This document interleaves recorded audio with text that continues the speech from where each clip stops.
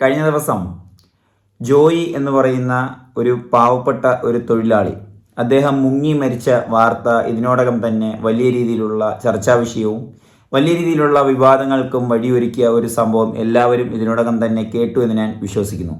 അത് കേൾക്കാതിരിക്കാൻ ആർക്കും കഴിയില്ല. കാരണം അതങ്ങനെയാണ് ആ ഒരു വിഷയം നടന്നിരിക്കുന്നത്. ജോയി എന്ന് പറയുന്ന വ്യക്തി ആമയിഴഞ്ചാൻ തോട് വൃത്തിയാക്കാൻ ഇറങ്ങി. അതിനുശേഷം ഇദ്ദേഹം തുറസായ മേഖലയിൽ നിന്നും വൃത്തിയാക്കിക്കൊണ്ടിരിക്കുന്ന വേളയിൽ കൈവിട്ടുകൊണ്ട് നേരെ ഈ തുരങ്കത്തിൻ്റെ അകത്തേക്ക് പോവുകയും നീണ്ട കുറേ മണിക്കൂറുകൾക്ക് ശേഷം, എന്ന് വെച്ച് കഴിഞ്ഞാൽ ഒരു 36 മണിക്കൂറുകൾക്ക് ശേഷം കഴിഞ്ഞ ദിവസമാണ് ഈ ജോയിയുടെ ബോഡി കണ്ടെത്തുന്നത്. അങ്ങനെയുള്ള നിരവധി സംഭവവികാസങ്ങൾ, അതുപോലെ തന്നെ ഈ ബോഡി എവിടെയാണ് കിടക്കുന്നതെന്നറിയാൻ സ്ക്യൂബ ഡൈവുകാർ വന്ന് തിരയുകയും നിരവധി രീതിയിലുള്ള ക്യാമറ കടത്തിവിടുകയും അങ്ങനെ ഒരുപാട് സംഭവവികാസങ്ങൾ ഇതിനോടകം തന്നെ നമ്മൾ സംസ്ഥാനം ഒട്ടാകെ ഉറ്റുനോക്കിക്കൊണ്ടിരുന്നു.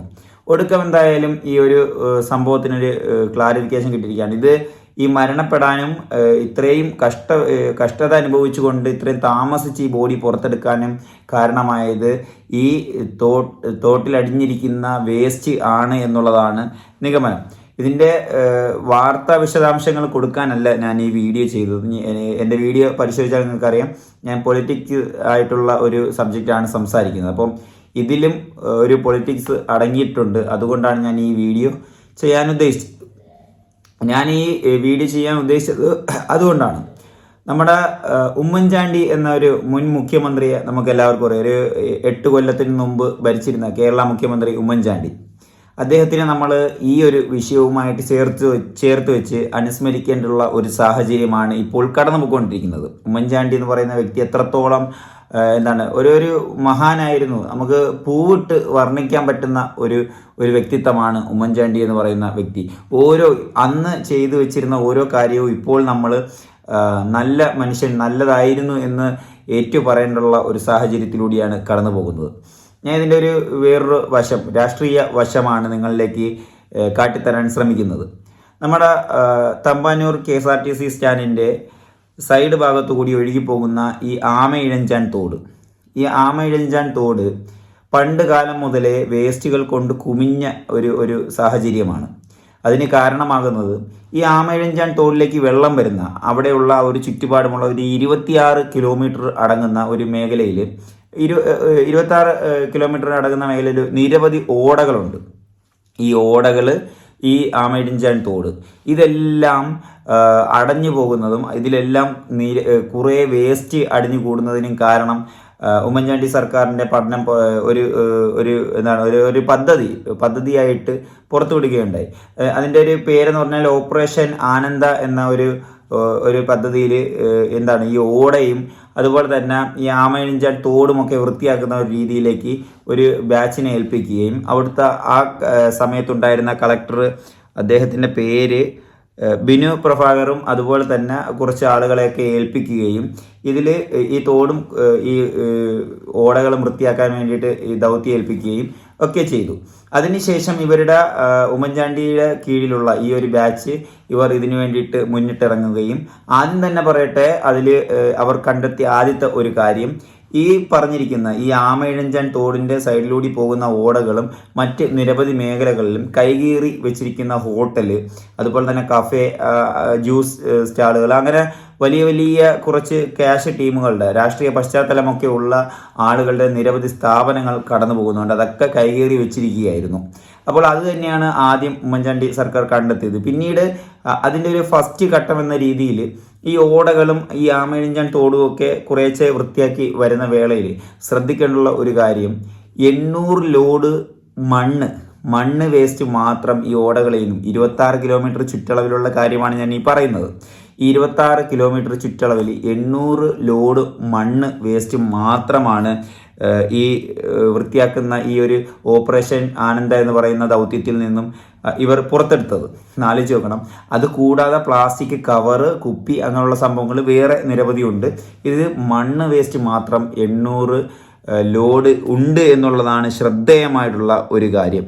പിന്നെ ഇതിലുള്ള വേറൊരു വിഷയം എന്ന് പറഞ്ഞാൽ, ഇതിൽ അങ്ങനെ ഇത് വൃത്തിയാക്കി ഓപ്പറേഷൻ ആനന്ദ ഇങ്ങനെ മുന്നോട്ട് പോകുന്ന ഫസ്റ്റ് ഘട്ടം ഇങ്ങനെ പൂർത്തീകരിച്ച് മുന്നോട്ട് പോകുന്ന വേളയിൽ രണ്ടാമത്തെ ഘട്ടം എന്ന് പറഞ്ഞാൽ ഇതിൻ്റെ മെയിൻ ഭാഗങ്ങൾ ഇതിങ്ങനെ വെള്ളം കടന്നു പോകാതെ അടഞ്ഞിരിക്കേണ്ട ഒരു സാഹചര്യത്തിലേക്ക് കടന്നു പോയിട്ടുള്ള മെയിൻ ഭാഗങ്ങൾ എവിടെയൊക്കെയാണ് എന്ന് പരിശോധിച്ചപ്പോൾ ഗുരുതരമായിട്ടുള്ള ഒരു സംഭവം നടന്നിരിക്കുന്നത് SS റോഡും അതുപോലെ തന്നെ മാനാലിക്കുളം റോഡുമാണ്. ഈ മാനാലിക്കുളം റോഡും SS റോഡുമാണ് ഏറ്റവും കൂടുതൽ വേസ്റ്റുകൾ വന്ന് കുമിഞ്ഞു കൂടിയിരിക്കുന്നത്. നമ്മൾ കേട്ടതാണ് കഴിഞ്ഞ ദിവസം സ്ക്യൂബ ഡൈവുകാർ പറയുന്നത് ഒരു മല പോലെ ആയിരിക്കുകയാണ് ഇതിൻ്റെയൊക്കെ അടിഭാഗത്ത് മൊത്തത്തിൽ ഇങ്ങനെ മല പോലെ ആയിരിക്കുകയാണ്. നമുക്കറിയാം ഈ KSRTC തമ്പാനൂർ KSRTC സ്റ്റാൻഡിന് ഓപ്പോസിറ്റായിട്ട് സൈഡിലായിട്ടൊരു വലിയ രീതിയിലുള്ളൊരു കഫേ ഉണ്ട്. അങ്ങനെയുള്ള നിരവധി കാര്യങ്ങൾ നമുക്ക് കോഫി ഷോപ്പ് അങ്ങനെ ഉള്ള ഒരു സംഭവം നമുക്ക് അറിയാവുന്നതാണ്.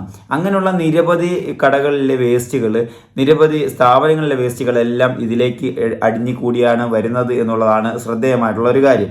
അങ്ങനെ ഇവർ ഈ പറഞ്ഞ കണക്ക് തന്നെ ഈ മാനാലിക്കുളം റോഡ് SS റോഡ് മണ്ണിട്ട് പൊക്കാൻ വേണ്ടിയിട്ടുള്ള ഒരു തീരുമാനം ഉമ്മൻചാണ്ടി സർക്കാരിൻ്റെ കീഴിലുള്ള ഈ പറഞ്ഞ കണക്കുള്ള ഓപ്പറേഷൻ ആനന്ദ എന്ന് പറയുന്ന ടീം തീരുമാനിക്കുക. അത് കേരള സർക്കാരിനോട് ചർച്ച ചെയ്യുകയും ചെയ്തു.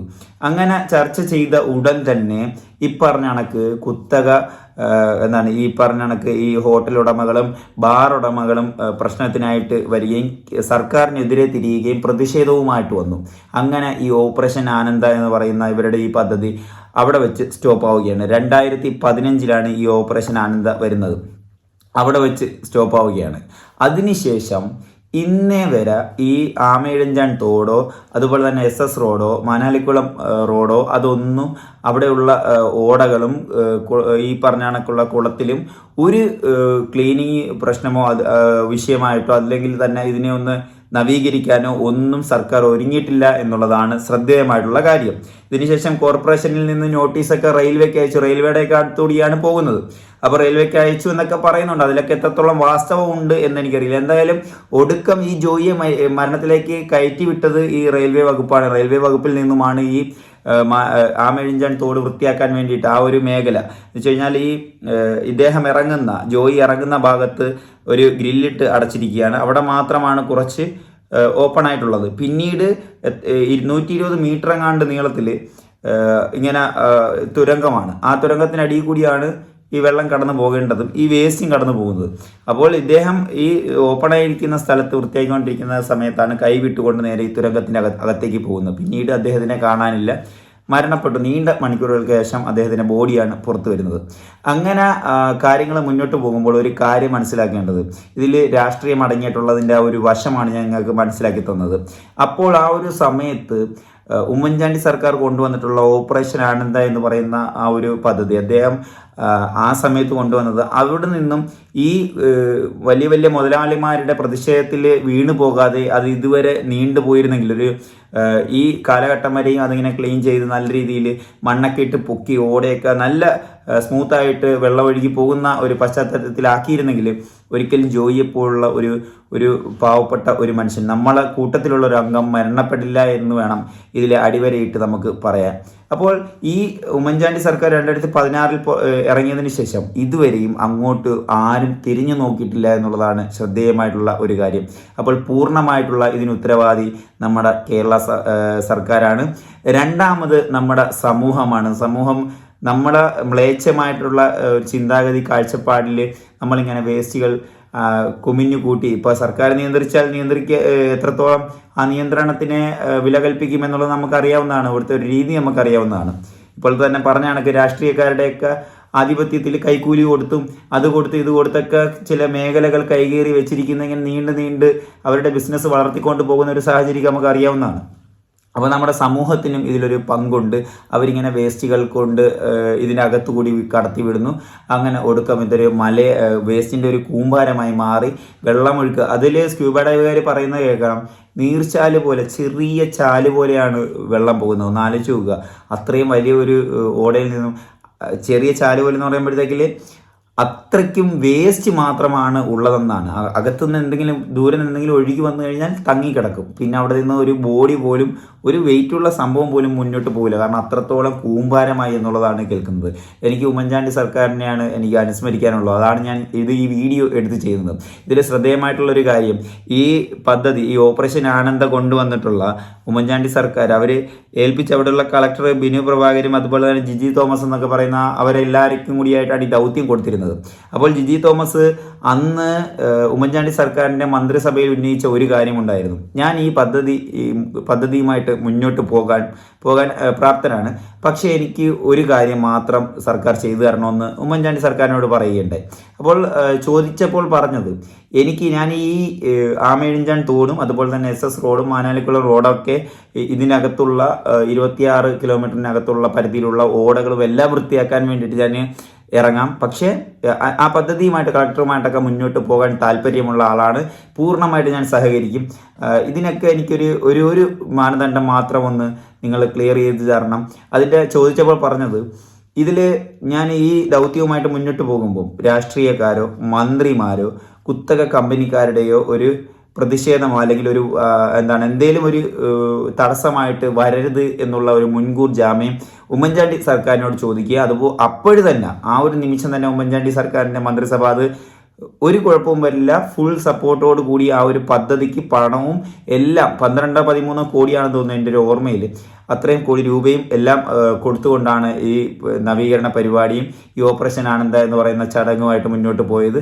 പക്ഷേ ഒടുക്കം അതിൻ്റെ 1ാം സ്റ്റെപ്പ് ആയപ്പോൾ തന്നെ വമ്പം പ്രതിഷേധമായി. അവിടുത്തെ മണ്ണിട്ട് മൂടുന്ന ആ ഒരു കാര്യം വന്നപ്പോൾ തന്നെ നിരവധി ഈ ഓടകൾ കൈകേറി വെച്ചിരിക്കുന്നതും ഈ തോടിൻ്റെ സൈഡിലുള്ള ടീമുകളും എല്ലാവരും കൂടെ ആയിട്ട് പ്രതിഷേധത്തിലും സർക്കാരിനെതിരെയും മുദ്രാവാക്യങ്ങളും ഒക്കെ ആയിട്ട് വന്നു. അതോടുകൂടി അത് സ്റ്റോപ്പായി. നിലവിൽ ജോയി എന്ന് പറയുന്ന ഒരു പാവപ്പെട്ട ഒരു തൊഴിലാളി നമ്മളിൽ നിന്നും വിട്ടുപിരിഞ്ഞു പോയി. ഇതൊക്കെയാണ് നടന്നു പോകുന്നത്. ഞാൻ ഇത്രയും കാര്യങ്ങൾ നിങ്ങളുടെ സംസാരിച്ചു. നിങ്ങൾക്ക് എന്തെങ്കിലും ഒരു അഭിപ്രായം രേഖപ്പെടുത്താനുണ്ടെങ്കിൽ തീർച്ചയായിട്ടും ഒന്ന് രേഖപ്പെടുത്തുക. വീഡിയോ ഇഷ്ടപ്പെട്ടെന്ന് കരുതുന്നു. അടുത്ത വീഡിയോയിൽ ഇനിയും കാണാം.